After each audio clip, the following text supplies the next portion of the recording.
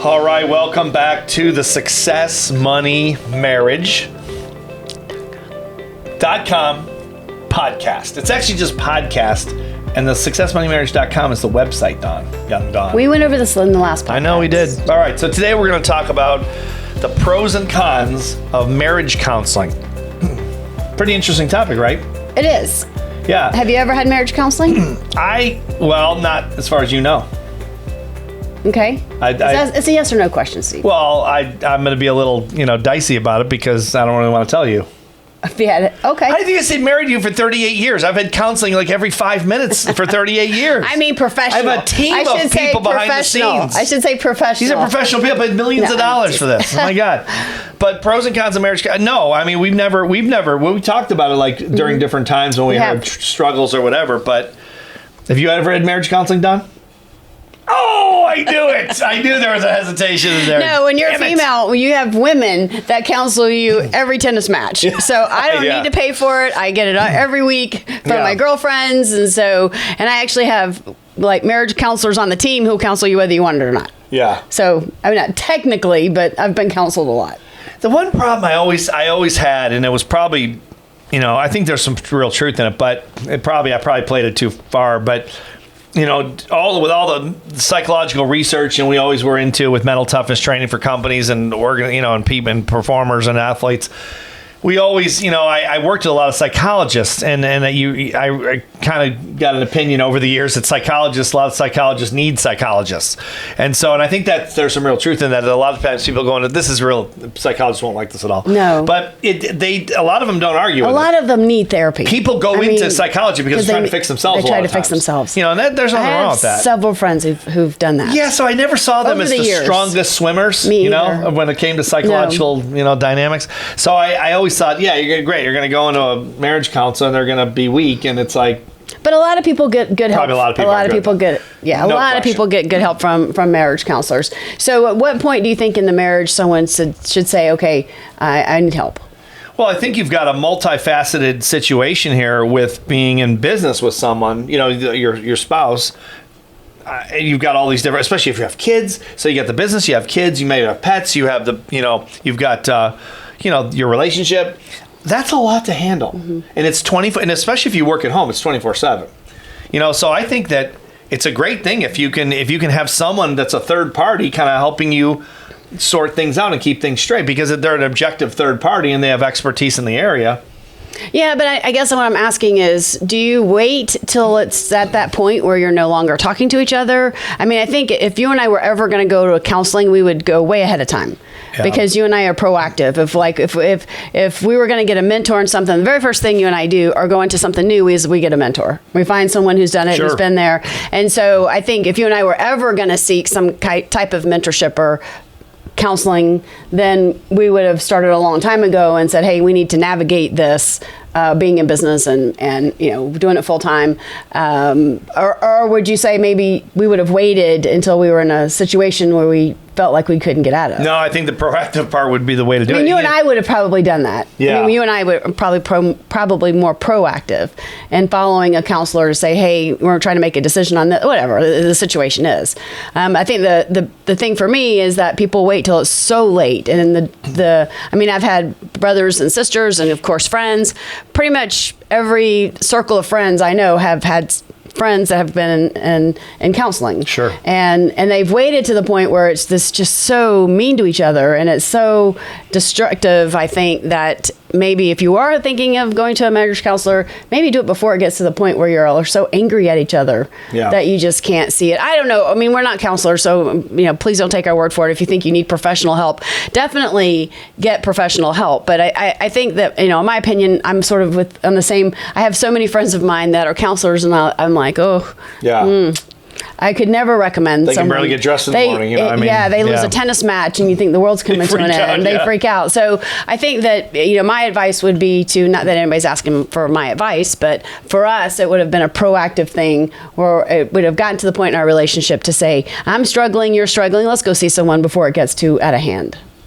Yeah, no, I agree. I mean, I think getting ahead of it would be key. You know, I think probably when we started our first business, we didn't have the money to do it, of course. So that's always an issue too, and it's because it's expensive. Well, yeah, but now they have online sessions you can go to. They have Zoom sessions where back in the day, you had to physically go to somebody. So I definitely think, look at the avenues. There's a lot of great counseling out there. I think, I would definitely get someone that is coming on a referral. If you can possibly ask around, then you gotta ask people, and that's embarrassing. Well, that's true. I mean, but just check out their credibility, maybe read their books or their articles, or, make sure you have the same philosophy. I think that one of the reasons we never went to counseling when we probably should have is I just never thought anybody would understand our relationship well enough to counsel us. I think they would have thought we were crazy to begin with and talk us out of maybe making a decision to do, I don't know. I guess just because you and I had such a unique, different relationship in our 20s and 30s, even now, than most people our age. And I think everyone probably thinks they have a different relationship. But I mean, you and I have such strong standards for each other that I was always afraid if we went in and told people we're in business together, we do this together, and I go on vacation separately. So, I just thought if they heard probably more people are like that than I know, because back then you didn't have the internet to go, well, everybody does that. But I still have girlfriends who can't go on vacation with other friends. They have to go with their husband. I have husbands that won't let their spouse play mixed doubles because you're on the court with the opposite sex. So nowadays I think it's pretty much looser. But back then you didn't have that knowledge that people are crazy to begin with. And I've heard stories where the spouse can't call up Amber Heard and ask her on a date, or that was like a problem. I got her phone number for you. I appreciate it. That's not me. I appreciate it. I'm not going after Amber. I decided not to, by the way.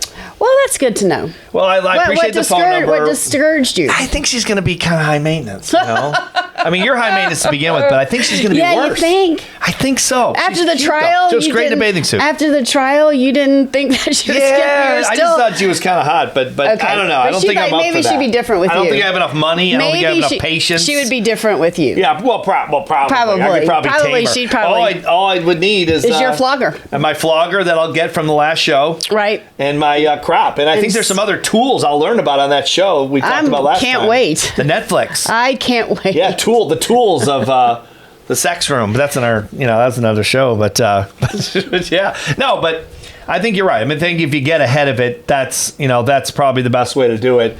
Just because there are so many things to navigate when you're in business with your spouse. There's and it's nothing to be embarrassed about. No, it's not. It's nothing to be embarrassed about. There used to be like a stigma with it. It used to be, but I think it's more common now. And again, we are all better educated because of the internet. You can Google most problems and try to find a solution for yourself. True. But yeah, I think it's way more open. People are more open about going. Lots of people, go now, and it's not frowned upon or looked upon. So yeah, I think that if you think you need help, I think you should get it. Well, there's a lot of sources on the internet. Like I found this article, The Pros and Cons of Marriage Counseling, and it's by, I won't say the name of the company because I don't have permission, but it's by a legal company. Probably it does divorces, but it's actually pretty good. And they just talk about the idea that, going through the pros would be, you're obviously hopefully resolving issues, strengthening the relationship, that kind of thing. Because you got someone, a facilitator, a therapist walking you through, which is always helpful to have a third party, especially if there's a lot of conflict and stuff. But then on the con side, they talk about that you might uncover issues that that are unresolved or the person didn't know about, or all of a sudden, well, I've always felt this way. And it's like, I never knew in all these years you felt that. And all of a sudden now it gets worse because now you've opened up Pandora's box. So that's what they're kind of saying in this article. And then they're like, contact us, we'll be your divorce attorney kind of thing, which it's actually a pretty slick idea, a pretty good idea.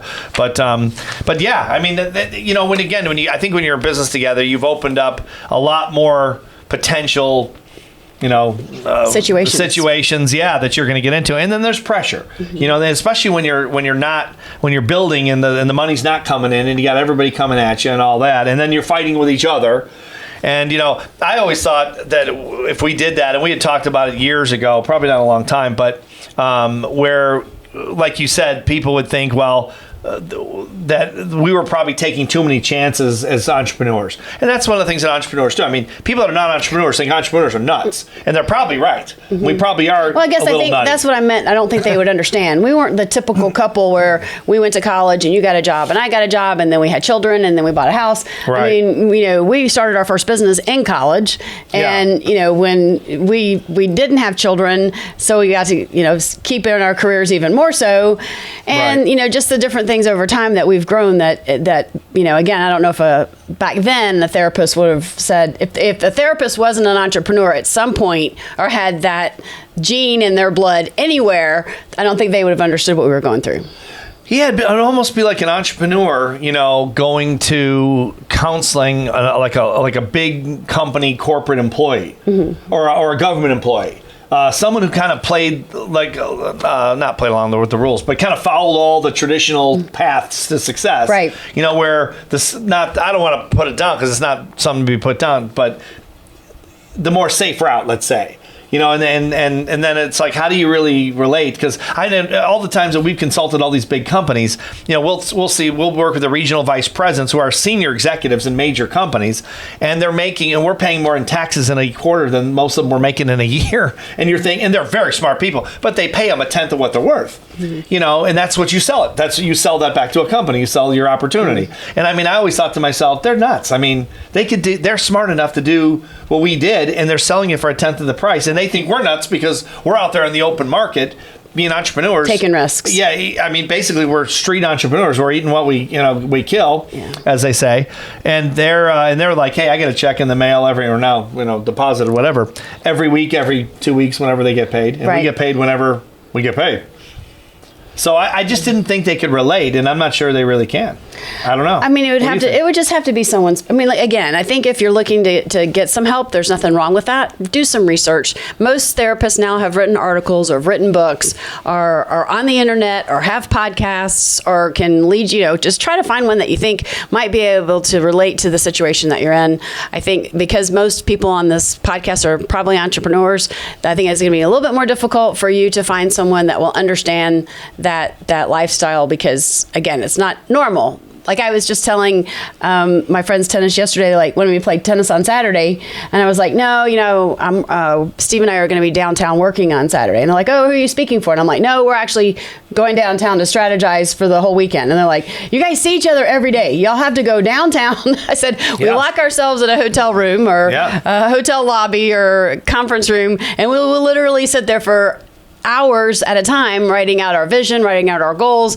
Donald, we're pivoting on a couple of projects that we're working on. We need to, peace and quiet. The dogs are not going to be there. There's not going to be a phone ringing. We put our cell phones up, and they literally looking at me like I had 4 heads. Let me get this straight. It's funny we've done that for so long. You guys go into a hotel room for an entire weekend, and all you do is talk business.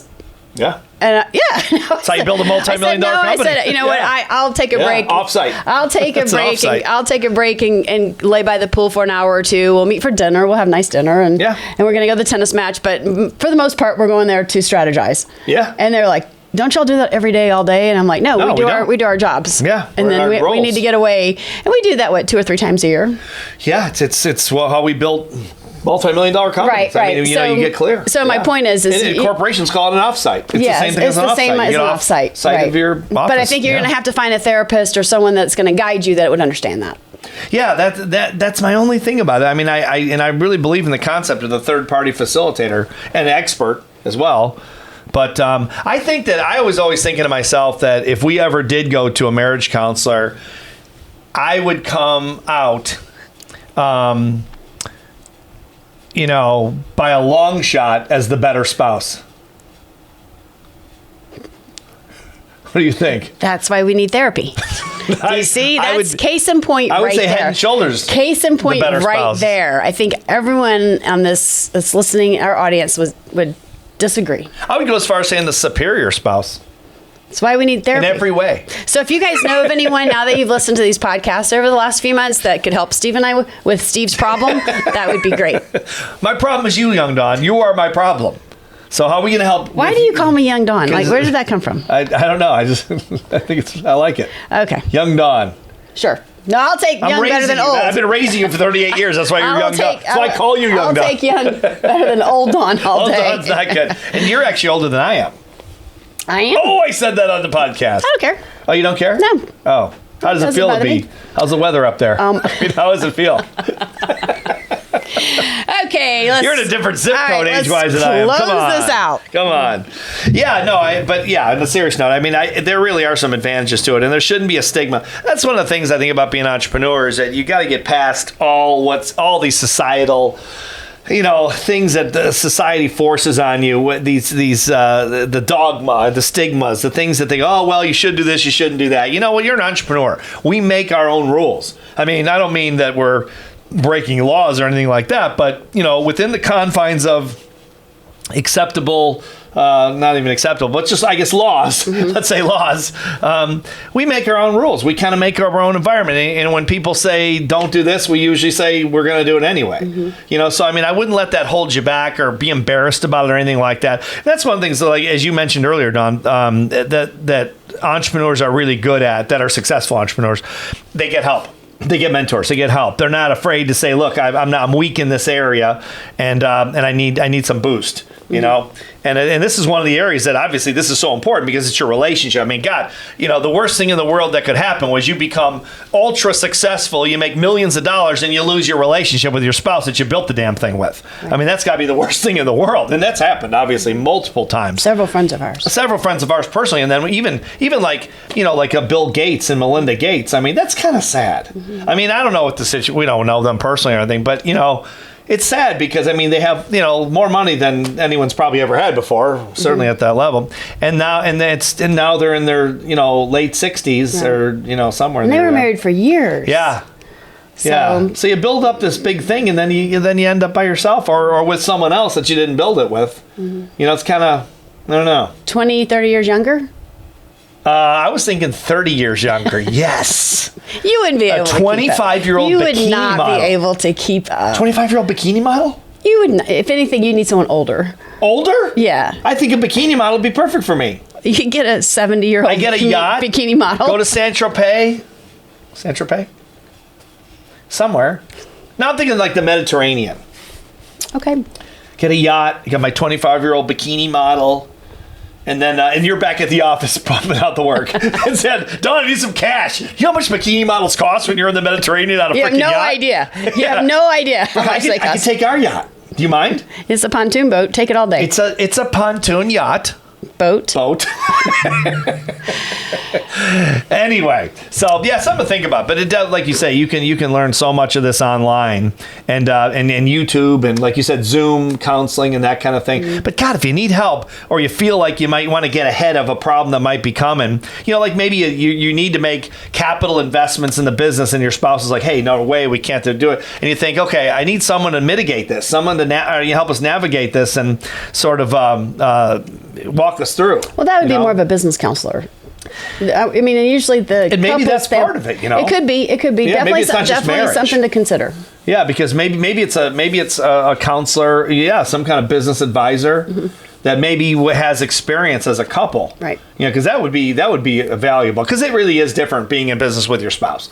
Because you do react differently. There are different things. The greatest thing is, like we've always said, is that if you haven't done this, the greatest thing is trust. I mean, you can trust each other, and that's no small thing. Right. But with that, then you have all the issues where you're so close that you bite each other over different little things when you get stressed and whatever. But yeah, any kind of counseling, any kind of help you can get that has major benefit to it in terms of making the road less rocky, probably a good idea. I agree. Yeah. Okay. All right, guys, we appreciate you joining us. Remember to go to successmoneymarriage.com and download the questionnaire.